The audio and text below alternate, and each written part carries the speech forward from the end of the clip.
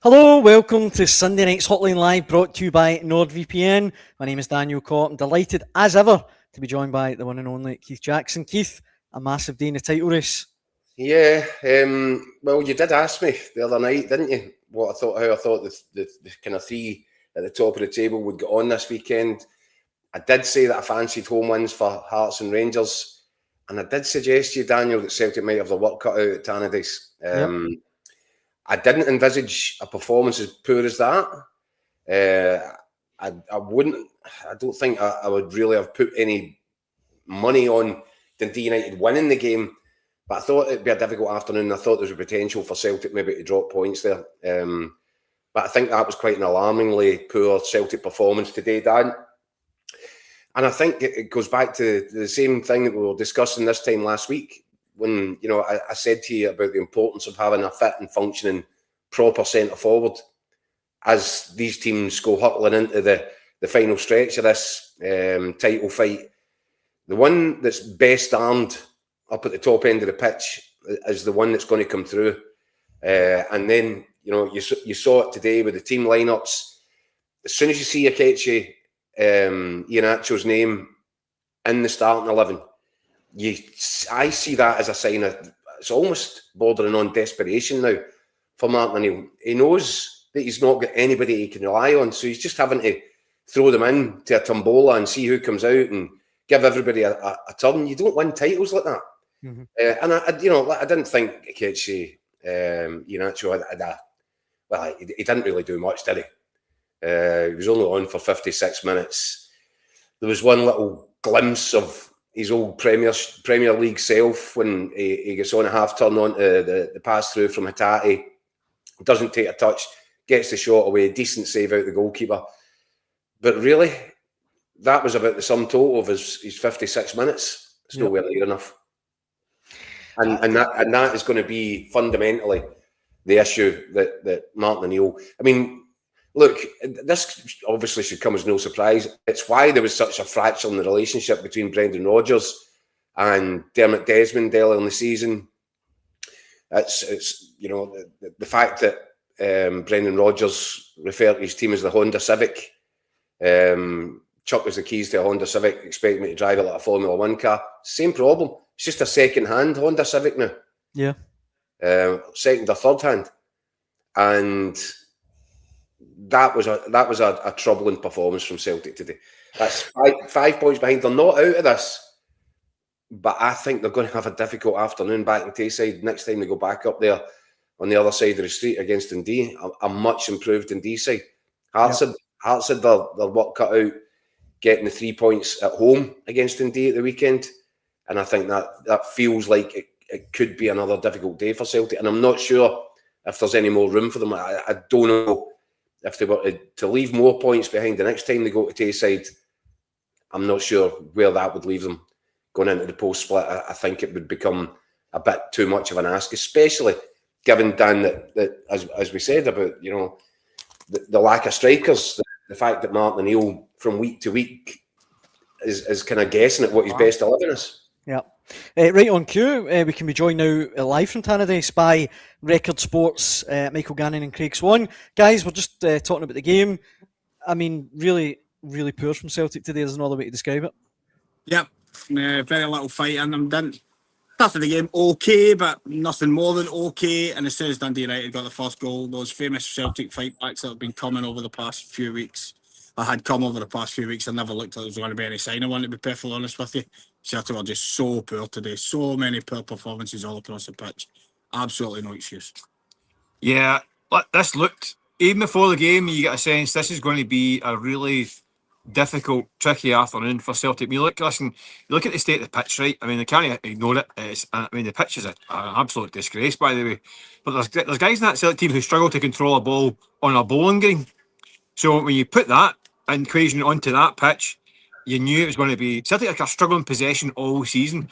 They couldn't keep the ball again today. I mean, they had 70% possession of the ball in the first half.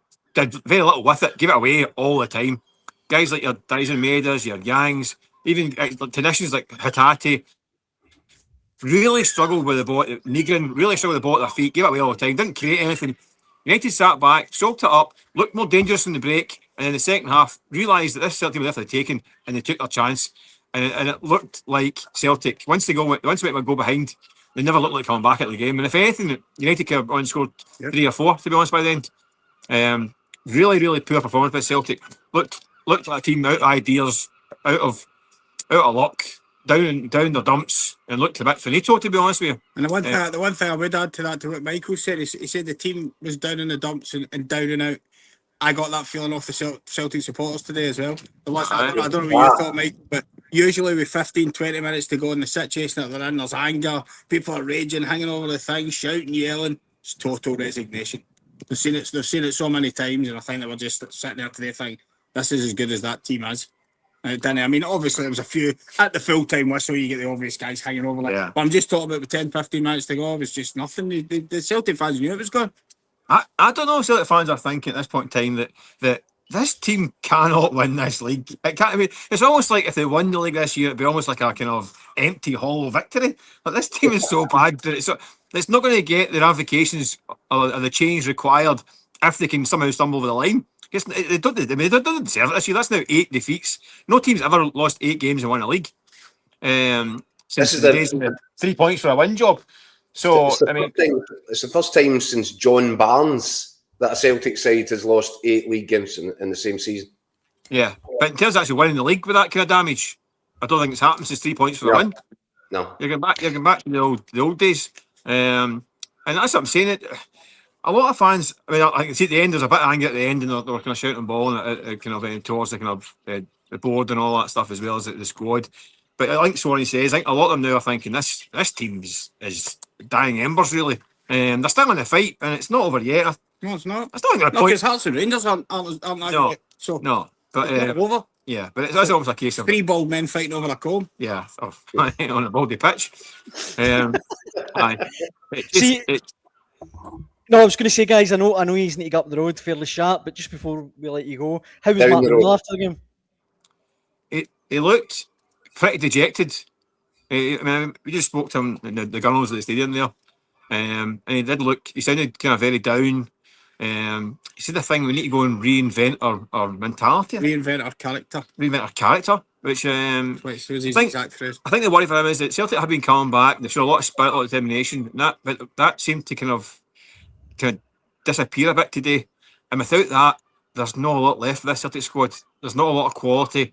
I mean, he brings in somebody like Kelechi Iheanacho from nowhere today with Shankar ill.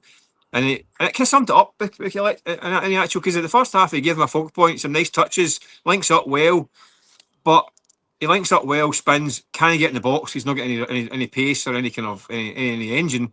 And then after 50 minutes, he's done. So you're like, that sums it up. The Celtic, they've got a bit. Sometimes anything they do have, it can't be maintained. There's nothing coming off the bench. At one point they had Hatate playing right back, then it was Yang playing right back, and it's like it's all a bit patchwork and muddled together. And speaking to the local lads up here, one of the things they were saying is a lot of the goals that Dundee United have lost this season have been getting turned quite easily. Yeah. And you know, getting down the wide areas, getting them turned, getting balls fast across the box, that's how it goes. As Michael said, any actual's coming short into the game, he's not got the legs to spin and bust in behind. And the two Celtic guys are doing nothing. So there's nothing there is no weapon for Celtic there. The biggest weapon that they need to hurt Dundee United, they don't have it. That was my point. We've been saying this for months. Yeah, that was my point before you guys come on about, you know, if you're going into a title fight into the last sort of throes of it, what you need is at least one fit and firing striker. This is Martin. Nobody knows that better than Martin O'Neill. Martin O'Neill built his Celtic empire on the goals from Henrik Larsson, John Hartson and Chris Sutton. He's now trying to chop and change between Junior, Amadou, Fanchara, Iheanacho, who, by the way, at 29, he shouldn't be in the state that he's in, but it's... Michael used a great phrase prior to the game today when he was talking about the strikers. We were sitting together at the press. He says, you just put the names into a tombola and the hat, and the names just come out. You've got absolutely no idea who's going to play up front. You've no idea from week to week. I said the exact same thing before you come on. That's exactly it. Yeah. No idea. Junior Adamu just appears. Where's Junior Adamu been? And by the way, listen, you've got to give the guy a bit of sympathy. He's coming in January and get chucked into the battle of a title race and all that stuff. doesn't look up to it. Doesn't look up to it, the guy. I mean, he actually looks like a downgrade on Johnny Kenny, who got slaughtered the first half of the season. So you'd be better chucking on Johnny Kenny. So I mean, they've actually managed to go to January and make the team worse, which is something going given the first half of the season. Yeah. What did you guys... to kind of blunder his way on and try and get best through this, but he's not got much to work with, really, has he? What did you make of the Callum McGregor substitution? I guess that was just down to the medical department saying you can't give him the 90 minutes. Yeah. Just fitness. He was fit. He had to really. He only trained for the first time on Friday, I think. Yeah. Got through a session Saturday. I mean, listen. I know that we're saying that it looks as though it's such a thin thread for Celtic now for it to be all over. If Callum McGregor had pulled up today and out for the rest of the season, it is all over. So no, I don't think there was any way we were going to go. Yeah, I think Callum McGregor's a case of it's one game to the international break. Come back, give us an hour, and then we'll change it. He could probably have done with sitting out today and taking an extra week off. But he's got the international break to recover now, so I think that was the thinking. And that's the problem. If Celtic have got a fire in midfield, Callum McGregor doesn't really need. He can sit out. Yeah. But he just can't. Yeah. Celtic knew they were coming here today and they needed their captain, and he's having to play undercooked. Yeah. Because listen, how many times have we talked about Benjamin Negri? How many times? If he's not arriving late in the box into something, what else is happening? Those guys, I mean, you don't like think before. Tannadice, Negri, Yang, and Dyson Maida. I mean, Dyson Maida, hasn't got the best first touch at the best times, right? But see out on that park. I mean, it was like watching a drunk chase a balloon. It was hilarious at times. I mean, just could not get to grips with the ball at any point in time. I mean, just incapable of doing it. And a few of them on the same kind of boat. I think that's another reason McCallum. The pitch, I mean, I cannot keep mentioning it. It was a shocker. I mean, it really was. Some of the bounces on the pitch were unbelievable. At one point, I think Callum McGregor rolled a ball out to Kieran Tierney. It bounced up, hit him in the face. It bounced up, hit him in the corner, at the bottom of the chin, and took Tierney's head off. Crazy golf. That surprised me, boys, right? Because Dundee United obviously they know the pitch, they know it's not in good nick. Celtic would have had an idea as well, but you've got to kind of adapt it. Celtic tried to play their game on a pitch that just wasn't suited to it. Dundee United were more streetwise, got the ball into the box, got goals, looked like scoring more. I don't know if you can use the pitch as an excuse. No, that's not an excuse. It's not. Well, there's two sides to it. It's not an excuse, Keith. But the other thing is what target man were they going to bypass the midfield and hit early on that part? Yeah. That's the problem. They've got no options off. Even you can sometimes hit diagonals for the wide guys to get in behind fullbacks when you're trying not to play through the middle. Celtic don't have anything in the last third. They don't have anything. So that there's no way to mix it up. No, there isn't any way to mix it up. What were they going to do? Start trying to use any actual as a target man? They're just not going to do it. No, and actually, there's a guy playing at his feet. That's the only way he can play. I mean, you look at Adamo on the bench, but Adamo he played up front and they went long against Rangers and never won a header. Well, that happened today as well, didn't it? When Celtic did try and go long into Iheanacho, the Dundee United centre halves were just mopping it all up. It's feeding buns to an elephant. Yeah. So it's not have that option in their locker. But it's a lack of quality. It's a lack of ways they can change their formation and shape and options in the bench. No, they don't have it. And it's they put a heavy base. And it's I think people mentioned the fact that Hearts kind of won that pitch. They play in a way that would suit that kind of part, really. That's puts it in their hands. They are direct. Rangers are direct as well. Celtic have tried to be direct at times, not done it particularly well. Then tried to build the game, not done that particularly well either. That's a team that's not really got an identity or any kind of real kind of strengths at the moment. So they're going to come a crop at times. And Celtic today. Guys, I know you've got a lift waiting for you to get up the road, so we'll let you go. As ever, thanks very much for joining us on the Hotline Live. Spot on as usual, guys. No worries, chat. See you up the road for Sunday roast. See you later on. Thanks, guys. Craig Swan and Michael Gannon there, the two record sport legends. Keith, always good having them on. We've got tons of comments coming in, a plethora of comments. And if you're watching at home, you want to let us know what you think, not just on the Celtic result today, but on anything from the Premiership weekend, please do so. Let me throw a few of these at you, Keith.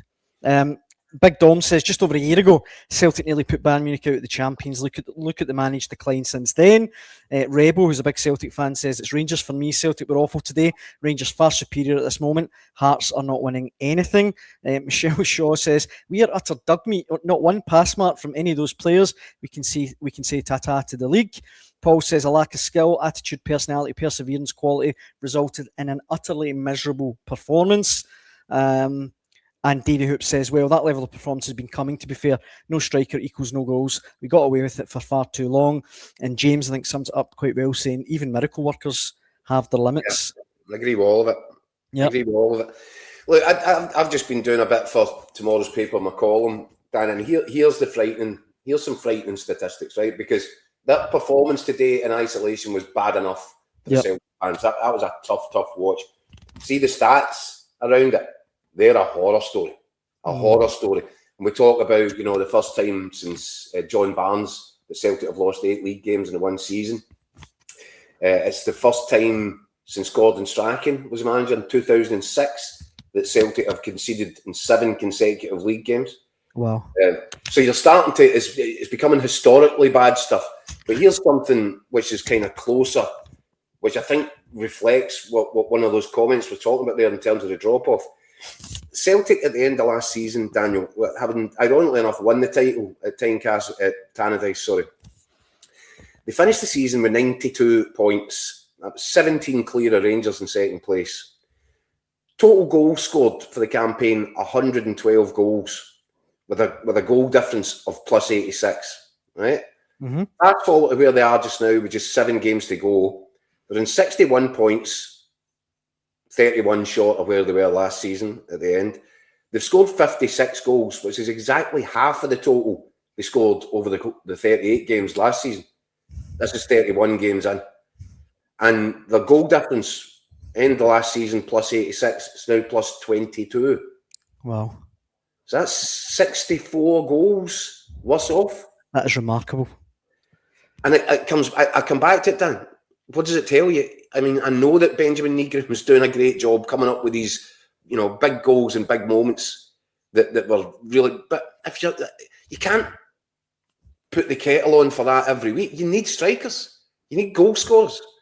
And Celtic have gone into a gunfight and we're water pistol here this season. And it's really poor that, given his age, given all his efforts, given everything that he's tried to do for the club, that they didn't try and push the boat out to help Martin O'Neill in that January window.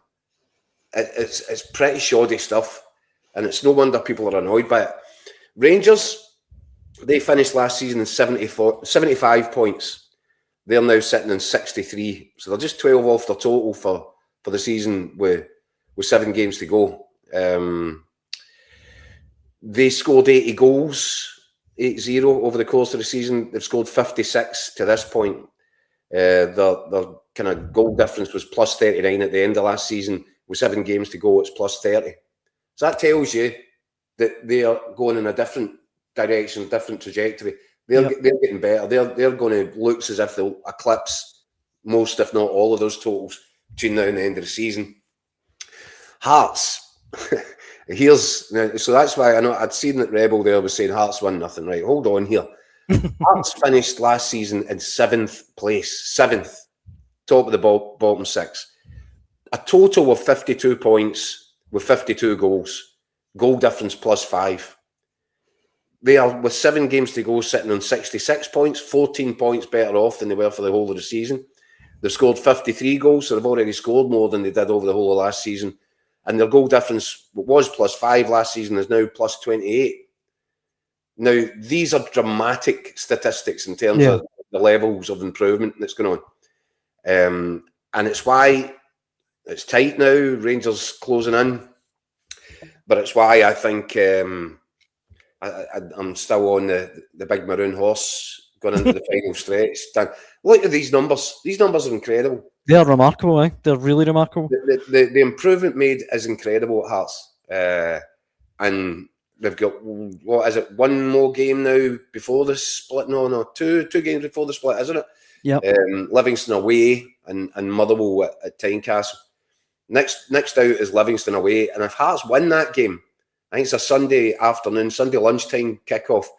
If Hearts win that game away to basically the relegation cannon fodder or the division at Livingston, win that game, they'll go 8 points clear over Celtic before Celtic kick another ball, and that's back up at Dens Park later on that Sunday afternoon. And can you imagine how the pressure feels at that point for Celtic? It'd be mad. It would be mad. Look, I mean, there's tons of comments coming in, a lot of them along the lines of the fact that Celtic, their league title challenge is over. A lot of Rangers fans, as you can imagine, Keith, enjoying themselves, have been putting a lot of comments up. Do you see it that way, or is there any way? But I mean, obviously there is a way back for Celtic, but do you think it's realistic now to think they'll come back and win the league from here? It's becoming less and less realistic. And to be fair, this is what, the point that we keep making. Martin O'Neill has worked wonders to get them to this point, because he's not been well enough equipped. He's working with, it's embarrassing to try and compare the Celtic squad that he's working with to the Celtic squads that he worked with previously, 20 odd years ago. It's embarrassing, the difference in the quality. But he's found a way more often than not to keep them winning games of football. And you would fancy that he'll probably continue to do that. But it's against the odds, rather than, you're not looking at this going, are you really fancy Celtic? Why do you think I said to you, Dan, on Thursday night, I think Celtic will struggle at Tannadice? Yeah. Because you just kind of know. And the same way as I'll be surprised if they go up to Dens Park and have an easy afternoon of it next time out. So it's not over for Celtic. And one of the main reasons for that is it is so tight. It's so concertinaed up at the top of the table. And obviously, Celtic will have Hearts and Rangers at Celtic Park. And the post-split fixtures. So as long as that remains the case, and as long as they don't blow up anywhere else before then absolutely they're still in the fight. But I did wonder a little bit and worry a little bit about body language this afternoon. I didn't look the very least you expect from a Celtic side, even in bad conditions, even when they're facing adversity, they're missing players. You expect them to fight. What did we say about that you've got to be a killer? Yeah. They don't look like a killer today. They look as if they looked, and I hesitate to say this because it's so unlike Celtic, but a lot of the players out there look as if they'd chucked it long before the end. It did feel that way. You never say that about Celtic. I mean, that's the one thing about the Celtic DNA. You keep going, and you wonder if Cal McGregor having to come off was a part of that. At least he would have kept the tempo up. Alex Oxlade-Chamberlain? I was going to ask you about him, Keith. Oh, wow. I mean, that's just nowhere near good enough now. I know he'll probably have turned his nose up at the playing surface, but he's a big name, massive experience, and a real quality football player. He's got to do more. When he gets on that pitch, given the circumstances that Celtic are facing at that point in the game, I lost count of the times I saw him kind of really tamely give the ball away, careless, bit lacklustre. That's not what Celtic need right now. Yeah. So there are massive problems all over the team, Daniel, and there's no two ways about it. And whatever happens, even if Martin O'Neill does manage to pull this one out of the fire between now and the end of the season, what does it look like in the summer? Aye. So many comments coming in, excuse me. And actually, I know we've mentioned the pitch a couple of times, Keith. A lot of people writing in about that. Rebel says, no excuse at all, but that pitch for both teams was shocking. And it's on Sky Sports World. What? I just want, look, am I being naive here? Did I miss something? Is there a reason why their pitch should be that bad? I mean, it was absolutely awful. I think it was it not just the culmination of rain that there's been in the northeast over the winter period. They've had some real pretty bad heavy amounts of rainfall. I guess maybe it froze a couple of times. I don't know, Dan, but yeah, it's a mess. It did look absolutely terrible today. In fairness to Jim Goodwin, he admitted as much even before the ball being kicked today. He said it's not good enough. Slightly embarrassed by it, and we'll do whatever we need to do to remedy it over the course of the summer and make sure it's not like this again next season. It is what it is. It's almost a throwback to the days when Martin O'Neill was a player. Justin in the comments says, I told you Dundee United are Arabs. They like playing in the sand. He put that joke in a couple of times, so I thought I'd put it up. As you can probably imagine, why they got the nickname in the first place, Dan? I think it is the pitch, isn't it? Aye, they got the. Aye, that's where it comes from. Reverting to type there. Aye, that's it. Right, a couple more comments coming in, Keith. This time not from Celtic fans. Rangers is okay says January was massive. Nadiri, Romans and Chukwani all stood out for us yesterday and looked like hitting form. Celtic's recruitment, dearie me, who scouted Aduma and Mavuka, they are shocking. Equally, as Celtic's defeat was debilitating to their title chances today, Keith. Massive win for Rangers yesterday. I know we both said in the show on Thursday, me in particular, I couldn't see Aberdeen getting anything, but the man of the victory was impressive, I thought, from Rangers. Well, do you know what I saw? And it was the opposite. It's what I saw from Dundee United in the first couple of minutes of the game today was Dundee United, high intensity, aggressive. They got straight at Celtic and right into their faces. And that's what Rangers did to Aberdeen at the weekend. Mm-hmm. From minute one, high intensity, high tempo, and they just basically bulldozed them, didn't they? Yeah. There were moments of good football. I'll come back to it. And at the risk of boring everybody half to death here, they don't have a goal-scoring striker either. Yeah. And I know that Hearts got away with, they got a 1-0 win at the weekend, Big McEntee's goal. So their strikers weren't on the mark for them over the weekend. But again, this Rangers side, Tannadice just doesn't look like a goal scorer. And I don't know how you win a title if you're going to play a guy that doesn't look like a goal scorer as your number 9. Yeah. I keep coming back to it. I thought Nadiri, excellent again, in terms of his work rate, in terms of getting about the pitch, in terms of, he's having to play in this hybrid position, not quite a striker, not quite a midfield player. I really wonder what Rangers might look like if he got a chance to lead the line, and they put they slotted a more creative player into that area of the pitch, because he looks to me to be more natural, to kind of playing on the instincts, but getting into danger areas, arriving in the box at the right time. Whereas Nadiri's Tannadice's floating about all over the place, and when he does get in, he never looks like taking a chance. Yeah. Unless he's playing against Celtic at Hearts. Yeah, exactly. Yeah. So it's plenty for Rangers to feel positive about. Romans, again, just looks like an absolute Rolls Royce at left back. They've won an absolute watch there. Yeah. Quality player. Chukwani's made a good impact into the midfield options, hasn't he? He looks dependable. He started the scoring yesterday. Good engine, physical specimen. He's more of a destroyer than a creator, but every balanced team needs guys to do that sort of dirty work and do that job. And if he pitches in with a goal here and there, then all well and good for them. I thought Raskin had another excellent game. I still think he's playing too deep. I still think that, he's got this thing now where and it's where Aberdeen's goal came from, where he drops in and he splits the centre-halves to build moves out from the back.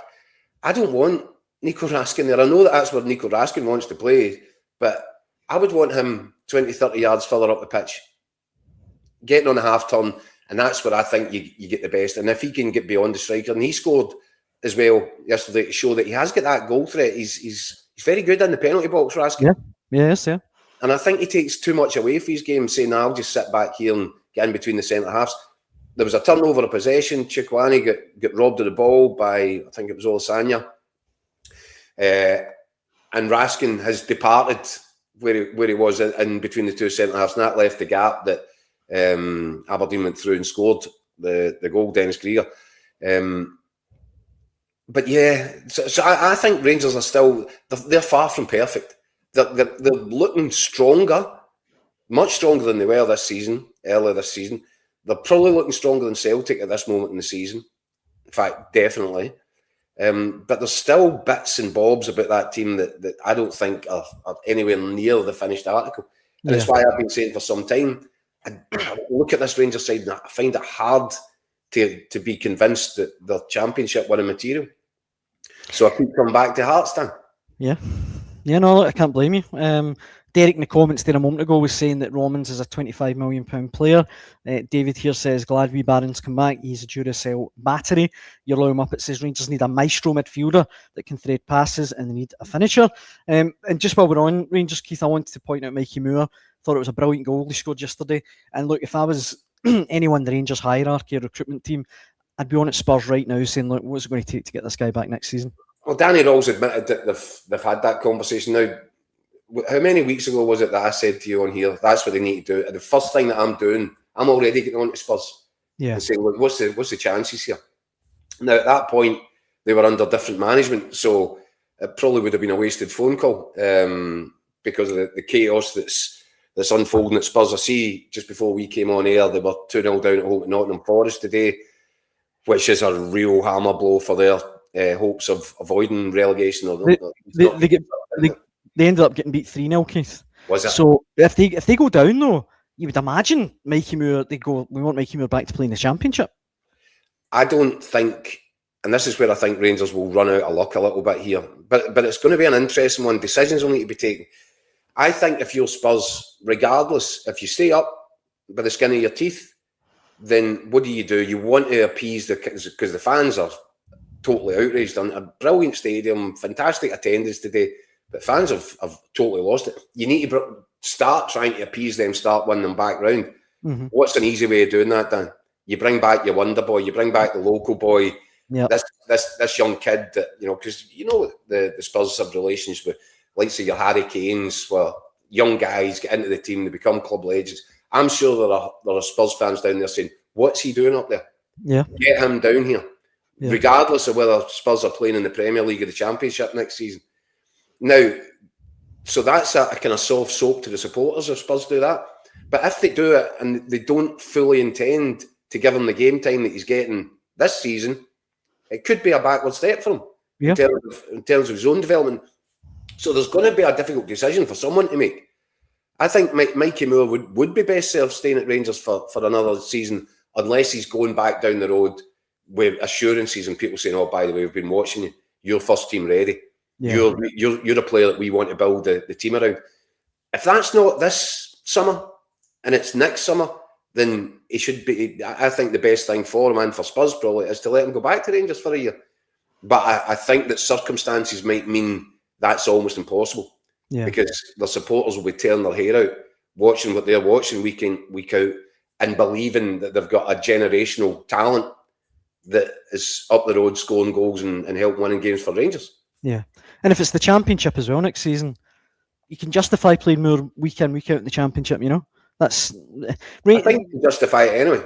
Of course, you're right. Look at the output from the kid. Now, I know that people, maybe the one hope that Rangers have got is Spurs will feel once bitten, twice shy. They had their fingers burnt when it's an argument, not one that I would agree with, that some of them might feel as if Ange Postecoglou was living proof that just because you can do it in Scotland doesn't mean you can do it in the English Premier League. Yep. I would actually flip that argument around, say Ange Postecoglou is the only Spurs manager to win a trophy in about 342 years. So clearly, but there is this sort of snobbery about Scottish football. Maybe they will look up the road and say, he's doing it for Rangers. Ange Postecoglou was battering everybody up there. Look how that turned out. And maybe that might work in Rangers' favour. But in terms of natural ability and character, that this wee kid, he's 18. It's frightening. It's brilliant. The potential for this kid is frightening. And Rangers have just got to hope that Spurs aren't paying proper attention to that. Very last thing, Keith, that I want to get your take on. There's been plenty of comments coming in from Hearts fans. I know we mentioned them a little bit there, but they obviously got a really big win yesterday at home to Dundee. Kept their title challenge on track. Let me have a look at a few of these and throw them your way. McKenna says we had 11 first-team players out. That's why we are only 3 points in front. 5 more to come back in the next 2 weeks. Gordon says Hearts are up to speed now with Shankland and others back. Gavaldo says Hearts need to embrace the pressure, play the best players for the last 7 games, take a risk on Shanks and others coming back from injury. And Fraser says Shanklin and Devlin back for Hearts is massive. Plus 3 first-choice defenders will be back next March. I know a lot of people were saying on the show the other night, Keith, that look, Shanklin's going to need time to get up to speed. Same with Devlin, but maybe they'll all come back at exactly the right time. Listen, I'll tell you something. I've heard that as well. I watched that, and you could see the difference that Shanklin made, just in terms of his movement in and around the penalty box. So clever. Mm-hmm. He's running into little positions and pockets that other players don't sniff. And that's why 9 times out of 10, the ball just magically seems to drop at his feet. He is so clever. He's constantly on the prowl. He gives Hearts a different level. And I think he, so I was, you're watching it going, well, how close are you to full capacity? And clearly, fitness-wise, he wasn't able to play the 90 minutes. Derek McInnes was told that he couldn't do that, restricted him to a sort of cameo second half role. But I looked, and it's the natural movements. It's all there. Yeah. I don't think he will take long at all. And by the way, see if he scores that one from the halfway line. I know. And the roof comes off the place, doesn't it? Aye, absolutely. And it was a brilliant effort as well. Devlin coming in and starting as well was big. I didn't expect him to be that fit that quickly. Yeah, but listen, he's a wee machine, isn't he? He's been brilliant this season. And I really do. If I'm Hearts, I'm really excited about seeing how he teams up with Mark Leonard over the period. I think there was a bit of teething issues at the start of the game yesterday, by all accounts. They kind of were maybe making similar runs and into similar areas of the pitch because they both want to do the same thing because, well, basically Leonard's been in there having to do that because that's what was missing from the midfield. Yep. So once they figure that out, I think the two of them, I think they could be a real big asset for Hearts. I really like the boy Leonard. I've been so impressed with him. I think he's such a clever football player. And I think if he sort of finds his place next to Cammy Devlin and the two of them get used to that partnership, I think they could be a massive factor going into the last 7 games, sorry. Last thing, Keith, put up the league table there. I know you mentioned it earlier in the show, but just to confirm, you're sticking on your big maroon horse, 7 games to go, 3 points clear of Rangers and 5 points clear of Celtic. 5 points clear of Celtic with 7 games to go. That is a big gap with 7 games to go. It's a big gap, and that's what I'm saying to you, Dan. If they win their next one away at Livingston, now you never take anything for granted. No, this season. No, and Livy, to be fair, have been improved in recent weeks. Improved without getting the points, and that becomes a bit deflating. Sorry, I should say that sounded really patronising. Sorry, Livy fans, but they have been better recently. Yeah, they have, and they've been fighting away and all this. But I think the result of the weekend, because that was it, wasn't it? El Plastico. If they were going to have any aspirations to to catch Kilmarnock or anybody above them, they had to go and win that game. They didn't win it. I think that could knock the stuffing out of them. In terms now, it just looks as if it's a fairly forlorn hope. So Hearts will hope to make the most of that. And if Hearts go there and get 3 points, short trip back to Tynecastle, 3 points in the bag, then Celtic kick off later that afternoon at Dundee. And there's all sorts of pressure because by that point Celtic would kick off 8 points behind, and there's just no room for error. And the last one, my tips are always spot on, Keith. Aberdeen, they'll finish in that 11th spot. I can see it now, only 3 points ahead of it. I think they're in serious danger. Remember the season that Hibs went down to Hamilton Accies in the playoffs, and it looked as if they shouldn't have an issue. Once when it kind of got to the split, they kind of looked as if they should be safe enough. But it happens now and again that a single team gets into a real tailspin towards the end of the season, and it feels as if that's what we're witnessing at Aberdeen right now. I look at Kilmarnock; they're on the up. They are vastly improved under Neil McCann. Big 3 points again, back-to-back victories as well after beating Hearts. Kelly are I think, going to play their way to safety here. Now, who does that mean they're catching? St Mirren. St Mirren go away. Who would have thought they would have? Now, I thought Falkirk were very hard done to. I have to tell you. I think that John McGlynn could feel pretty upset about the way that game played at the weekend. But still, from a St Mirren perspective, they went there, they battled for it, they got their 3 points. And they're now within 3 points of Aberdeen. Now, I'm sorry, but when you look at the state that Aberdeen have got themselves into, I'm taking St Mirren and Kilmarnock to get above them in this table. I think for one stand, you might have a good prediction there. I think Aberdeen are in serious trouble. Seriously. I completely agree. Look, that brings us to the end, I think, of Sunday Night's Hotline Live, brought to you by NordVPN. Thank you very much to Craig Swan and Michael Gannon who came to us at Tannadice. I know they were up to their eyes in post-match work, so it's much appreciated. Keith, I know you're away on holiday next week. What are the Hotline viewers going to do? Well, it's not really, I wouldn't call it a holiday, Dan. I would say just a couple of days on the beach, you know? All right, aye. Just maybe recharge a wee bit. Aye. Well, listen, let us know how your Wi-Fi connection is, and we'll do it for the balcony or something, won't we? I doubt that's going to happen, Dan. Listen, wee man, you've been a bit of a drain. It's been a long season. I think I've carried you through the winter. I now need to go and recharge for the running. That's fair enough. I'll take that. We will be back without Keith at 6 p.m. tomorrow night. We hope you can join us then. Keith, have a lovely holiday. Thank you.